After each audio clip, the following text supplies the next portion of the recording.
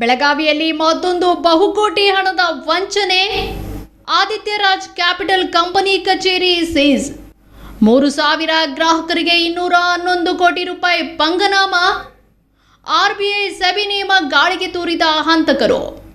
ಹೌದು, ಬೆಳಗಾವಿಯಲ್ಲಿ ಶಿವಾನಂದ್ ನೀಲಣ್ಣವರ್ ವಂಚನೆ ಪ್ರಕರಣ ಮಾಸುವ ಮುನ್ನವೇ ಮತ್ತೊಂದು ಬಹುಕೋಟಿ ಹಣ ದುರುಪಯೋಗ ಪ್ರಕರಣ ಸದ್ದು ಮಾಡುತ್ತಿದೆ.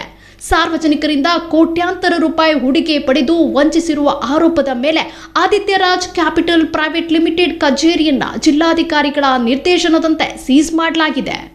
ಸಹಕಾರ ಇಲಾಖೆಯ ಸಹಾಯಕ ನಿಬಂಧಕರಾದ ಜಬೀವುಲ್ಲಾ ಅವರು ನೀಡಿದ ದೂರಿನನ್ವಯ ಟಿಳಕವಾಡಿ ಪೊಲೀಸ್ ಠಾಣೆಯಲ್ಲಿ ಕಂಪನಿ ಮತ್ತು ಸಿಇಒ ಸೇರಿ ಒಟ್ಟು 10 ಜನರ ವಿರುದ್ಧ ಎಫ್ಐಆರ್ ದಾಖಲಾಗಿದೆ.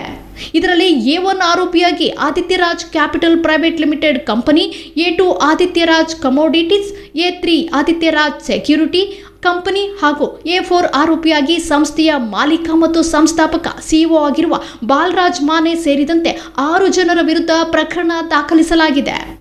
ಇನ್ನು ಈ ಆದಿತ್ಯ ರಾಜ್ ಸಂಸ್ಥೆಯು ಸಾರ್ವಜನಿಕರಿಗೆ 1 ಲಕ್ಷ ರೂಪಾಯಿ ಹೂಡಿಕೆಗೆ ಬರೋಬ್ಬರಿ 5% ಬಡ್ಡಿ ಕೊಡುವ ಆಮಿಷವೊಡ್ಡುತ್ತಿತ್ತು.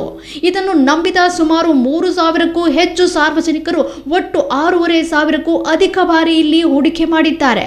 ಹೀಗೆ ಸಂಗ್ರಹವಾದ ಒಟ್ಟು 211 ಕೋಟಿ ರೂಪಾಯಿ ಬೃಹತ್ ಮೊತ್ತವನ್ನು ಆರ್ಬಿಐ ಮತ್ತು ಸೆಬಿ ನಿಯಮಗಳನ್ನು ಸಂಪೂರ್ಣವಾಗಿ ಗಾಳಿಗೆ ತೂರಿ 4 ಬೇರೆ ಬೇರೆ ಬ್ಯಾಂಕ್ ಖಾತೆಗಳಲ್ಲಿ ಜಮಾ ಮಾಡಲಾಗಿದೆ. ಅಷ್ಟೇ ಅಲ್ಲದೆ ಈ ಹಣವನ್ನು ಸ್ವಯಂ ಹಾಗೂ ಕಂಪನಿ ಹೆಸರಿನ ಖಾತೆಗಳಿಗೆ ವರ್ಗಾವಣೆ ಮಾಡಿಕೊಳ್ಳಲಾಗಿದೆ. ವಂಚನೆ ಬಯಲಾಗುತ್ತಿದ್ದಂತೆ ಡಿಜಿಟಲ್ ಮಾಹಿತಿಯನ್ನು ಡಿಲೀಟ್ ಮಾಡಿ ಆರೋಪಿಗಳು ಸಾಕ್ಷ್ಯನಾಶಕ್ಕೆ ಯತ್ನಿಸಿದ್ದಾರೆ. ಸದ್ಯ ಇವರ ವಿರುದ್ಧ ಬರ್ಡ್ಸ್ ಮತ್ತು ಕೆಪಿಐಡಿ ಕಾಯ್ದೆಯಡಿ ಕಠಿಣ ಕೇಸ್ ದಾಖಲಾಗಿದ್ದು